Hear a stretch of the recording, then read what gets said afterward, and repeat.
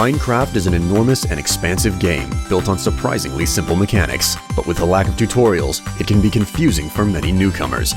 Follow me, William Strife, as I cover the basics to the advanced of crafting, surviving, and building. Welcome to the Minecraft Guide. In the previous episode of the Minecraft Guide, the Nether was the subject of interest. After having visited the hellish dimension and understanding both the perils and benefits of braving its landscape, you'll no doubt be interested in reaping the rewards for your troubles. There are many things you can only do after collecting the spoils of the Nether, and amongst the activities is alchemy. Brewing potions in Minecraft is simple, straightforward, and doesn't really require much thought.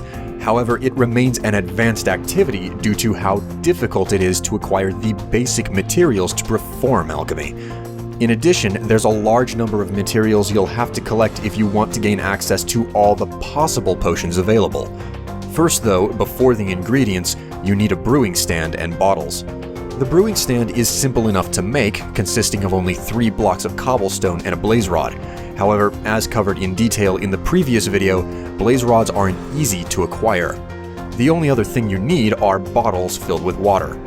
Bottles are cheap and easy to make, consisting of no more than 3 glass, and filling them up with water isn't too different from how you fill a bucket.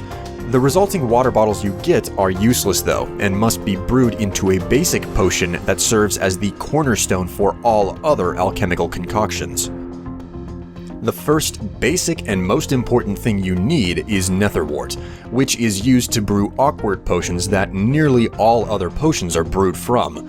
As stated in the previous video, netherwort can only be found in nether fortresses and only grow in soul sand. However, it can be planted in the overworld and grows just as well, so one of the most basic staples of performing alchemy is having a netherwort garden. It's especially easy to make one too, since netherwort doesn't need light to grow and only needs to be planted in soul sand. Second to netherwort is blaze powder, which is crafted from blaze rods. Just like netherwort and covered in detail in the previous video, blaze rods can only be found in the nether. Blaze powder is particularly valuable because the rods it's crafted from are also key in the creation of the brewing stand used to make all potions. The powder itself though has 2 uses. 1, to make strength potions, and 2, to make a second alchemy ingredient along with slime balls. Slime balls are collected by killing slimes who spawn below a vertical height of 40 and in swamps, and are actually entirely useless in alchemy on their own. For them to be useful, they must be combined with blaze powder to make Magma Cream. Debatably, this is the most important alchemy ingredient, as Magma Cream is the primary item you need to brew fire resistance potions, which makes you impervious to fire and allows you to swim in lava. While crafting is the fastest way to get Magma Cream, it can also be dropped by magma cubes, which are the hotter, nether-exclusive cousins of slimes found in the overworld. The next alchemic ingredient is the gas tier, which is also nether-exclusive. You know, those giant, flying, moaning, screeching octopi in the nether? Yeah, those are ghasts, and on occasion, when you manage to shoot one down with a bow, they'll drop a gas tier. The purpose the crystalline droplets serve is the creation of health regeneration potions. As useful as such a potion is, the rarity of the tiers needed to make it certainly means you won't be brewing or relying on the tonic very much though, if at all. Outside of the nether, the next ingredient is sugar, which is harvested from sugar canes. If you don't know how to grow and farm sugarcane, then check out the earlier farming guide for full details. Anyway, to make sugar, you simply need to place the sugarcane in a crafting square, and you'll get a small pile of white dust. The sugar can then be used in the brewing stand with an awkward potion to create a potion of swiftness, which makes you run faster. Another useful alchemical ingredient is the pufferfish. Its use is for the creation of a potion of water breathing. This toxic aquatic entity can only be fished out of a body of water with a fishing rod, and is a rare catch at best.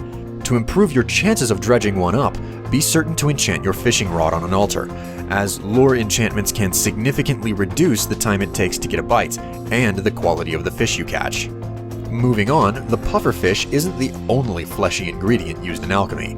A spider eye, which you'd figure spiders would drop more of when killed given that they have 8 of them, is the only ingredient used to create poisons. When used in brewing, a normal spider eye will create the, admittedly oddly named, potion of poison. Yeah, that's not an oxymoron. Next up is melon, or more specifically, glistering melon slices.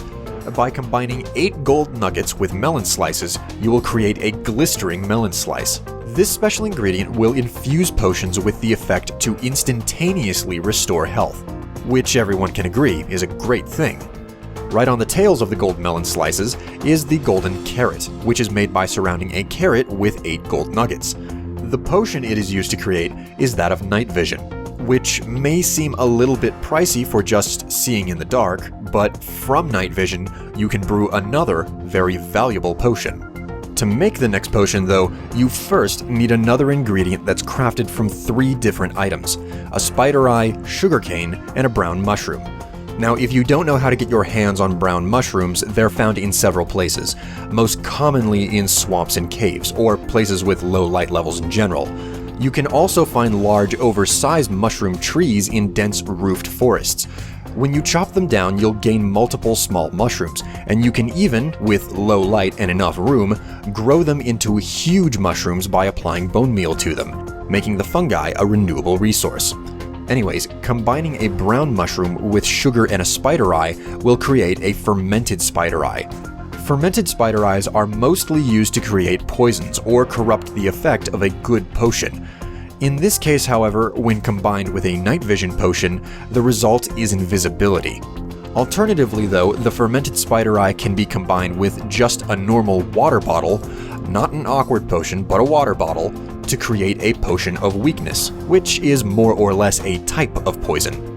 That's pretty much everything for ingredients in alchemy, but there are 3 other ingredients which function very similarly to fermented spider eyes, but they exist only to alter the effects of potions already brewed. The first of these 3 ingredients is redstone. Redstone, when applied to any given potion, will extend the duration of its effect. How many seconds or minutes the extension is varies by potion, but it will almost always last for more than twice as long. The second of these ingredients is glowstone dust, which will usually strengthen the potion's effects, sometimes even doubling its potency, but shortening its effective lifespan as a result.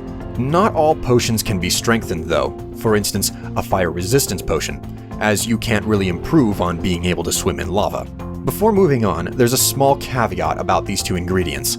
If by chance you want to switch a potion from extended to potent or vice versa, you can just rebrew it with redstone or glowstone dust and suffer no penalty. Unfortunately though, this means you cannot have a potion with both an extended buff time and enhanced effect. You have to choose between longer or stronger. What the last ingredient does though, once applied to a potion, is non-reversible. While you can brew all sorts of different concoctions with the ingredients already covered, they all must be consumed in the same manner. That is, you have to drink them in a way that's not too different from eating food. This can be a bit of an inconvenient thing to do in the middle of combat, especially when you find yourself in a sudden pinch and have to act fast. To get around this cumbersome mechanic, you can take a completed potion and put it through the brewing stand one final time with gunpowder. Yes, that's right, the uber-scarce dust dropped by the extremely temperamental, explosive, and infamous Creeper. When adding gunpowder to any potion, it is altered to a slightly different looking bottle and becomes a splash potion. As the name implies, it can then be chucked onto the ground, and its effect will instantaneously affect everyone and everything caught within its splash radius. Obviously, this is a feature best used on some potions, but not all. For instance, the difference between how fast you need to pop a fire resistance potion when falling in lava versus how quickly you need to gain night vision. That's all there is to potion crafting, and while a good number of what you can brew was covered here, there are far more ways to augment the potions you can make. If you're interested, and for full details, check the description for a link to an alchemy tree, which shows off everything that can be brewed and how to do it. Alchemy has a lot to do with the spoils of the Nether, but the use of all the items found there still haven't been covered in full, which is why the next time, the subject of interest will be the one most daunting in the game: summoning, defeating, and utilizing the spoils left behind by the Wither. Until next time, I'm William Strife of the Yogscast, and a Minecraft expert. I'll see you later.